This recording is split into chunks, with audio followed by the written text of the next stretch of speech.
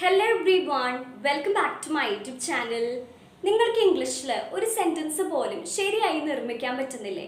എന്നാൽ നിങ്ങൾ കറക്റ്റ് ആയിട്ടുള്ള സ്ഥലത്താണ് എത്തിച്ചേർന്നേക്കുന്നത്. നിങ്ങൾക്കുള്ളതാണ് ഇന്നത്തെ വീഡിയോ.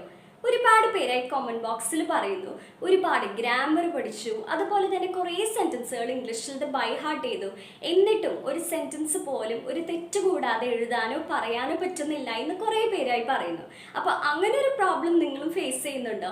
അപ്പോൾ ഈ വീഡിയോ നിങ്ങൾക്ക് യൂസ്ഫുൾ ആയിരിക്കും. നിങ്ങൾ ആകെ ചെയ്യേണ്ടത് ഒരു കാര്യമാണ്, ഈ വീഡിയോ എൻഡ് വരെ കാണാം. ഈ വീഡിയോ നിങ്ങൾക്ക് ഇഷ്ടപ്പെടാന്ന് വെച്ച് കഴിഞ്ഞാൽ ലൈക്ക് ചെയ്യാനും, അതുപോലെ തന്നെ ഈ മെത്തേഡ് നിങ്ങൾക്ക് ഇഷ്ടപ്പെടാന്ന് വെച്ച് കഴിഞ്ഞാൽ ഈ വീഡിയോ മാക്സിമം ആളുകൾക്ക് ഷെയർ ചെയ്യാനും നിങ്ങളുടെ വാല്യുബിൾ കമന്റ്സ് കമന്റ് ബോക്സിൽ അറിയിക്കാനും മറക്കരുത്.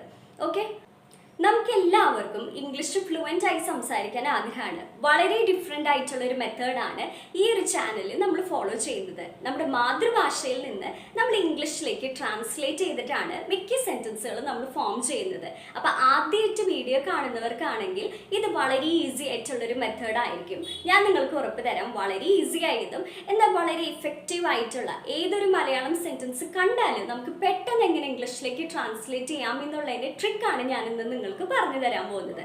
അപ്പോൾ ആദ്യം തന്നെ നിങ്ങളൊരു കാര്യം മനസ്സിലാക്കേണ്ടത്, ഞാനിവിടെ കുറച്ച് സെൻറ്റൻസുകൾ മലയാളത്തിൽ പറയും. ഓക്കെ, അപ്പോൾ ആ മലയാളത്തിൽ പറഞ്ഞു കഴിഞ്ഞാൽ ചിലപ്പോൾ നിങ്ങൾക്ക് ആ സെൻറ്റൻസുകൾ ഇംഗ്ലീഷിൽ പറയാൻ പറ്റും, ചിലപ്പോൾ പറയാൻ പറ്റിയെന്ന് വരില്ല. പക്ഷെ നമ്മൾ ഇന്ന് ഡിസ്കസ് ചെയ്ത എല്ലാ സെൻറ്റൻസുകളും ഈ വീഡിയോയുടെ ലാസ്റ്റോട് കൂടി നിങ്ങൾക്ക് എല്ലാവർക്കും ഇംഗ്ലീഷിൽ പറയാൻ പറ്റും എന്ന് എനിക്ക് ഉറപ്പാണ്. അപ്പോൾ ആദ്യത്തെ സെൻറ്റൻസ്, ഞാൻ വിദ്യാലയത്തിലേക്ക് പോകുകയാണ്, സ്കൂളിലേക്ക് എന്നും നമുക്ക് പറയാം കേട്ടോ. അപ്പോൾ ഞാൻ സ്കൂളിലേക്ക് പോകുകയാണ്, ഇതെങ്ങനെ നമ്മൾ ഇംഗ്ലീഷിൽ പറയാം? അപ്പോൾ നിങ്ങൾക്ക് ഈ സെൻറ്റൻസുകൾ ഫോം ചെയ്യാൻ, ഇംഗ്ലീഷിലേക്ക് ട്രാൻസ്ലേറ്റ് ചെയ്യാൻ പറ്റുന്നില്ലെങ്കിൽ വളരെ ഈസി ആയിട്ട് ഞാനിപ്പോൾ ഒരു മെത്തേഡ് പറഞ്ഞുതരാം. ഓക്കെ, അപ്പം നമുക്ക് ഈ ഓരോ മലയാളം വാക്കുകളെയും ഇംഗ്ലീഷിൽ എന്താ പറയാമെന്ന് നോക്കാം. അപ്പം ആദ്യം തന്നെ എന്താ എഴുതിയേക്കുന്നത്? ഞാൻ എന്നാണ്. ഞാൻ എന്നുള്ളതിന് നമ്മൾ ഇംഗ്ലീഷിൽ എന്ത് പറയും? ഐ എന്ന് പറയും അല്ലേ? അപ്പോൾ ഐ എന്ന് എഴുതാം. അപ്പോൾ ഇവിടെ ഒരു കാര്യം കൂടി ശ്രദ്ധിച്ചോ, ഈ ഒരു സെന്റൻസിൽ നമ്മൾ ആരെ കുറിച്ചാണ് പറയുന്നത്? ഞാൻ എന്ന് പറഞ്ഞ് എന്നെ കുറിച്ചാണ് പറയുന്നത് അല്ലേ? അപ്പോൾ ഇവിടെ നമ്മൾ സംസാരിച്ചുകൊണ്ടിരിക്കുന്നതും അതുപോലെ തന്നെ ഇവിടെ പ്രവൃത്തി ചെയ്യുന്നത് ആരാണ്? പോകുകയാണ് എന്നുള്ളതാണ് ഇവിടുത്തെ പ്രവൃത്തി. അപ്പോൾ ഈ പ്രവൃത്തി ചെയ്യുന്നത് ആരാണ്? ഞാനാണ്. അപ്പോൾ നമ്മൾ അതെപ്പോഴും ഒരു സെന്റൻസിന്റെ ആദ്യം എഴുതണം. അപ്പം ഞാൻ എന്നുള്ളത് നമുക്ക് ഇംഗ്ലീഷിൽ എഴുതാം ഐ എന്ന് എഴുതി. മനസ്സിലായോ? ഇനി നമ്മൾ ഇംഗ്ലീഷിൽ എഴുതേണ്ട വാക്കുകൾ ഏതൊക്കെയാണ്? സ്കൂളിലേക്ക് പോകുകയാണ് എന്നാണ് എഴുതേണ്ടത്. പക്ഷെ നമ്മൾ ഇംഗ്ലീഷിൽ എഴുതുമ്പോൾ ഇവിടെ നമ്മളൊരു കാര്യം ചെയ്യണം. ഇവിടെ നമ്മൾ ചെയ്യേണ്ടതാണ് ബാക്ക്വേർഡ് ട്രാൻസ്ലേഷൻ മെത്തേഡ്. നമ്മൾ ഈ സ്കൂളിലേക്ക് പോകുകയാണ് എന്നുള്ളത് നമ്മൾ എങ്ങനെ മാറ്റണം? പോകുകയാണ് സ്കൂളിലേക്ക് എന്ന് എഴുതിയാൽ മതി ഇംഗ്ലീഷിൽ. മനസ്സിലായോ? അപ്പം ഐ എന്ന് എഴുതിയിട്ടുണ്ട്. ഇനി പോകുകയാണ് എന്നുള്ളതിൻ്റെ ഇംഗ്ലീഷ് എന്താണ്? അപ്പം നമ്മൾ ആണ് എന്നുള്ളത് നമ്മൾ ആദ്യം എഴുതണം. അപ്പം ആണ് എന്ന് പറയാൻ സാധാരണ നമ്മൾ 3 വാക്കുകളാണ് യൂസ് ചെയ്യുക. ഏതൊക്കെയാണ്? ഈസ്, ആം, ആറാണ് യൂസ് ചെയ്യുക. അപ്പോൾ ഇവിടെ നമ്മൾ സബ്ജക്റ്റ് നോക്കാം. അതായത് നമ്മൾ ആദ്യം എഴുതിയത് ഞാൻ എന്നുള്ളത് ഇവിടെ ഇംഗ്ലീഷിൽ ഐ എന്നല്ല എഴുതിയേക്കുന്നത്. അപ്പം ഐയുടെ കൂടെ നമ്മൾ ഈസ് ആണോ ആം ആണോ ആറാണോ യൂസ് ചെയ്യുക? ഐയുടെ കൂടെ നമ്മൾ എപ്പോഴും ആം ആണ് യൂസ് ചെയ്യുക. അപ്പൊ ഈസ് നമ്മൾ എപ്പോഴാണ് യൂസ് ചെയ്യുക? ഈസ് സാധാരണ നമ്മൾ ഒരാളെ കുറിച്ച് പറയുമ്പോൾ, ഇപ്പോൾ അവൾ, അവൻ, ഇപ്പൊ അവൻ സ്കൂളിലേക്ക് പോകുകയാണ് അല്ലെങ്കിൽ അവൾ സ്കൂളിലേക്ക് പോകുകയാണ് എന്നായിരുന്നെങ്കിൽ നമുക്ക് ഈസ് യൂസ് ചെയ്യായിരുന്നു. ഇപ്പോൾ ഹി, ഷീ, ഇറ്റ് വസ്തുക്കളെയൊക്കെ പറയുമ്പോൾ നമുക്ക് ഈസ് യൂസ് ചെയ്യാം. മനസ്സിലായോ? അല്ലെങ്കിൽ ഒരു പേര്, ഇപ്പൊ സ്നേഹ എന്നുള്ളൊരു പേര് തന്നെ ഒരാളെ കുറിച്ചാണ് പറയുന്നത്, അപ്പൊ നമുക്ക് ഈസി യൂസ് ചെയ്യാം. ഇവിടെ പറഞ്ഞത് ഞാൻ എന്നാണ്. അപ്പൊ ഞാൻ എന്ന് പറയുമ്പോൾ നമ്മൾ എപ്പോഴും ആം ആണ് യൂസ് ചെയ്യുക. ഐ വന്നാൽ ആം, ഐ ഈസ്ന്നോ ഐ ആർന്നോ നമ്മൾ ഒരിക്കലും പറയില്ല. മനസ്സിലായോ? അപ്പോൾ ഐ ആം എഴുതി. അപ്പൊ ആറിപ്പോൾ യൂസ് ചെയ്യും? ആറ് നമ്മൾ യൂസ് ചെയ്യുക പ്ലൂറൽ സബ്ജക്ട്സിൻ്റെ ഒപ്പമാണ്. ഇപ്പോൾ പ്ലൂറൽ സബ്ജക്ട്സ് എന്ന് പറഞ്ഞാൽ ഒന്നിൽ കൂടുതൽ ആളുകളുള്ളപ്പോൾ. അപ്പോൾ അങ്ങനെ പറയുമ്പോൾ ഏതൊക്കെ വരാം? ദേ, അവർ എന്ന് പറയുമ്പോൾ, വി, ഞങ്ങൾ എന്നൊക്കെ പറയുമ്പോൾ നമുക്ക് എന്ത് യൂസ് ചെയ്യാം? ആറ് യൂസ് ചെയ്യാം. ഇപ്പം അത് കറക്റ്റായിട്ട് നിങ്ങൾക്ക് മനസ്സിലായില്ലേ? അപ്പോൾ നമ്മൾ ഐ ആം എന്ന് എഴുതി, അതായത് ഞാൻ ആണ് എന്ന് എഴുതി. അപ്പൊ പോകുകയാണ് എന്നാണ് നമുക്ക് എഴുതേണ്ടത്. അപ്പൊ പോകുക എന്നുള്ളതിന്റെ ഇംഗ്ലീഷ് എന്താണ്? ഗോ ആണ്. അപ്പൊ പോകുകയാണ് എന്ന് പറയുമ്പോൾ ആ ഒരു പ്രവൃത്തി കണ്ടിന്യൂസ് ആയിട്ട് നടന്നുകൊണ്ടിരിക്കുന്ന ഒരു പ്രവൃത്തിയാണ്, ഇപ്പൊ നടന്നുകൊണ്ടിരിക്കുകയാണ് അല്ലേ? അതായത് ഞാൻ പോകുന്ന ഡയറക്ഷൻ ആണ് അവിടെ സൂചിപ്പിക്കുന്നത്, അല്ലെങ്കിൽ ഞാൻ എത്തിച്ചേരുന്ന ഡെസ്റ്റിനേഷൻ ആണ് നമ്മളിവിടെ പറയുന്നത്. അപ്പൊ അത് കണ്ടിന്യൂസ് ആയിട്ടുള്ള ഇപ്പൊ നടന്നുകൊണ്ടിരിക്കുന്ന ഒരു പ്രവൃത്തി ആയതുകൊണ്ട് നമ്മൾ എന്ത് യൂസ് ചെയ്യണം? ഐ എൻ ജി യൂസ് ചെയ്യാം. അപ്പൊ എന്തായി? ഐ ആം ഗോയിങ് എന്നായി. ഇനി നമ്മൾ എന്താ എഴുതേണ്ടത്? സ്കൂളിലേക്ക് എന്നാണ് എഴുതേണ്ടത്. അപ്പൊ സ്കൂളിൽ നിന്ന് മാത്രമല്ല അവിടെ എഴുതിയേക്കുന്നത്, സ്കൂളിലേക്ക് എന്ന് പറയുമ്പോൾ അവിടെ ഒരു കണക്ടറിന്റെ ആവശ്യമുണ്ട്. അപ്പൊ ഇവിടെ നമ്മൾ യൂസ് ചെയ്യുന്നത് ഒരു preposition ആണ്. ഇപ്പൊ സ്കൂളിലേക്ക് അല്ലെങ്കിൽ ഓഫീസിലേക്ക് റെസ്റ്റോറൻറ്റിലേക്ക് എന്നൊക്കെ പറയുമ്പോൾ നമ്മൾ യൂസ് ചെയ്യേണ്ട preposition ഏതാണ്? ടു ആണ്. മനസ്സിലായോ? അപ്പൊ ഐ ആം ഗോയിങ് ടു, ഇനി എന്താണ്? സ്കൂൾ എന്ന് എഴുതാം. I am going to school എന്ന് പറഞ്ഞാൽ എന്തായി അർത്ഥം? ഞാൻ സ്കൂളിലേക്ക് പോകുകയാണ് എന്നായി. മനസ്സിലായോ? ഇനി നമുക്ക് വേറൊരു സെന്റൻസ് നോക്കാം. നിങ്ങൾക്ക് ഇംഗ്ലീഷിൽ പറയാൻ പറ്റുന്നുണ്ടോ എന്ന് ട്രൈ ചെയ്യട്ടോ. അവർ കാട്ടിലൂടെ പോയി എന്ന് പറയണം. അപ്പൊ തന്നെ നമ്മൾ നോക്കാം, ഇവിടെ നമ്മൾ ആരെ കുറിച്ചാണ് പറയുന്നത്? അവരെ കുറിച്ചാണ്. അപ്പൊ അവർ എന്ന് പറയുമ്പോൾ അത് നമ്മൾ ആദ്യം എഴുതണം. അപ്പൊ ഇംഗ്ലീഷിൽ എങ്ങനെ നമ്മൾ അവർ എന്നുള്ളതിന്റെ ഇംഗ്ലീഷ് എന്താണ്? എല്ലാവർക്കും അറിയാം അല്ലെ? ദേ എന്ന് എഴുതും. ഇനി അവർ കാട്ടിലൂടെ പോയി എന്ന് പറയുമ്പോൾ ഇംഗ്ലീഷിലാക്കുമ്പോൾ നമ്മൾ എന്താ ചെയ്യേണ്ടത്? പോയി കാട്ടിലൂടെ എന്ന് എഴുതണം. പോയി എന്നുള്ളതിന്റെ ഇംഗ്ലീഷ് എന്താണ്? പോക എന്നുള്ളതിന്റെ ഇംഗ്ലീഷ് ഗോ ആണ്. അപ്പൊ ഗോയുടെ പാസ്റ്റ് ടെൻസ്, കഴിഞ്ഞു പോയ കാര്യത്തെ കുറിച്ചാണ് നമ്മളിവിടെ പറയുന്നത്. അപ്പൊ ഗോയുടെ പാസ്റ്റ് ടെൻസ് എന്താണ്? വെന്റ് എന്നാണ്. അത് നമ്മൾ മനസ്സിലാക്കി വെക്കണം കേട്ടോ. അപ്പോൾ ദേ വെന്റ്. ഇനി അവർ കാട്ടിലേക്ക് പോയി എന്ന് പറഞ്ഞാൽ നേരത്തെ പോലെ തന്നെ നമുക്ക് എഴുതായിരുന്നു. ദേ വെന്റ് ടു എഴുതാം. preposition ആയ ടു എഴുതി they went to the forest എന്ന് എഴുതായിരുന്നു. പക്ഷെ ഇവിടെ കാട്ടിലൂടെ പോയി എന്നാണ് പറയുന്നത്. അപ്പൊ കാട്ടിലൂടെ എന്ന് പറയുമ്പോൾ നമ്മളിവിടെ യൂസ് ചെയ്യേണ്ട preposition ഏതാണ്? ത്രൂ എന്നുള്ള preposition ആണ്. മനസ്സിലായോ? അതായത് കാടിന്റെ ബൗണ്ടറീസിലൂടെ പോയി, അതായത് ആ കാട് കടന്നു പോയി എന്നാണ് ഇവിടെ അർത്ഥം വരുന്നത്.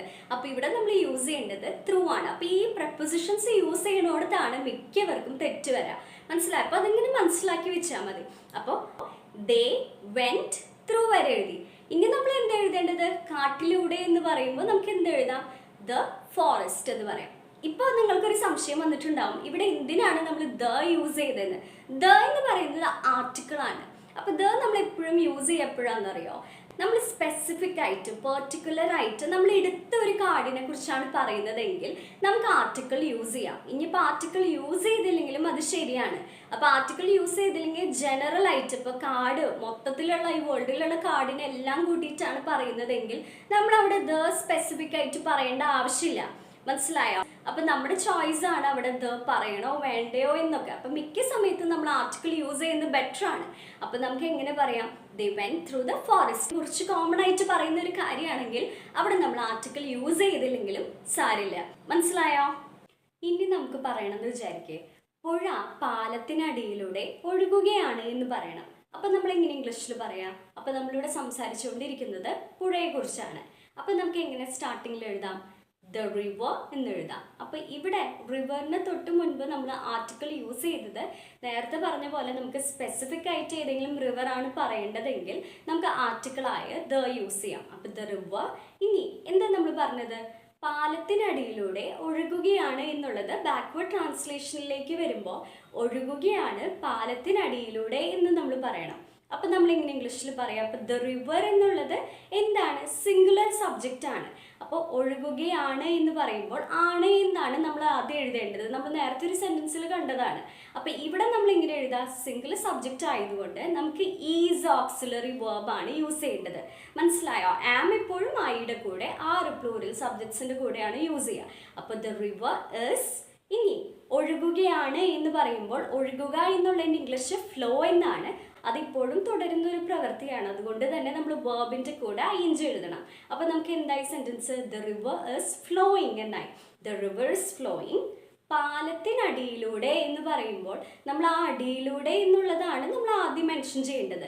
അപ്പൊ അവിടെ നമ്മൾ യൂസ് ചെയ്യേണ്ട വേർഡാണ് അണ്ടർ എന്നുള്ളത്. അതായത് ആ പൊസിഷനാണ് ഇവിടെ സൂചിപ്പിക്കുന്നത്. അതായത് എന്തിൻ്റെങ്കിലും അടിയിൽ അല്ലെങ്കിൽ ബിനീത്ത് എന്നൊക്കെ പറയാനാണ് നമ്മൾ അണ്ടർ എന്നുള്ള preposition യൂസ് ചെയ്യുക. ഓക്കെ.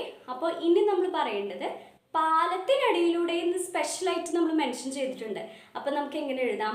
അണ്ടർ ദ ബ്രിഡ്ജ് എന്ന് പറയാം. അപ്പം ഇവിടെയും ആർട്ടിക്കിൾ യൂസ് ചെയ്തത് ഒരു ബ്രിഡ്ജിനെ സ്പെസിഫിക് ആയിട്ട് പറയുന്നത് കൊണ്ടാണ് ദ എന്നുള്ള ആർട്ടിക്കിൾ യൂസ് ചെയ്തത്. അപ്പം എന്തായി നമ്മുടെ sentence? The river is flowing under the bridge എന്ന് വരും. മനസ്സിലായോ? ഇനി നമുക്ക് പറയണമെന്ന് വിചാരിക്കേ, അവൻ 1 മണിക്കൂറിൽ തിരിച്ചു വരും എന്ന് പറയണം. ഇതെങ്ങനെ നമ്മൾ ഇംഗ്ലീഷിൽ എഴുതും? അപ്പൊ ഇവിടെ സബ്ജക്റ്റ് എന്ന് പറയുന്നത് അവനാണ്. അപ്പൊ നമ്മൾ അവൻ എന്ന് പറയാൻ ഹീ എഴുതാം. ഇനി നമ്മൾ ബാക്കിൽ നിന്ന് എഴുതാം. അപ്പോൾ തിരിച്ചു വരും 1 മണിക്കൂറിൽ എന്നാണ് എഴുതേണ്ടത്. അപ്പൊ തിരിച്ചു വരും എന്ന് പറയാൻ ഇത് ഫ്യൂച്ചറിൽ നടക്കാൻ പോകുന്ന കാര്യമാണ്, ഇപ്പൊ നടന്നിട്ടില്ല. അപ്പൊ ഇവിടെ നമ്മൾ യൂസ് ചെയ്യേണ്ടത് ഏത് ഓക്സിലറി ആണ്? വിൽ. അതായത് ഭാവിയെ സൂചിപ്പിക്കാനൊക്കെ നമ്മൾ യൂസ് ചെയ്യുന്ന ഓക്സിലറി ഏതാണ്?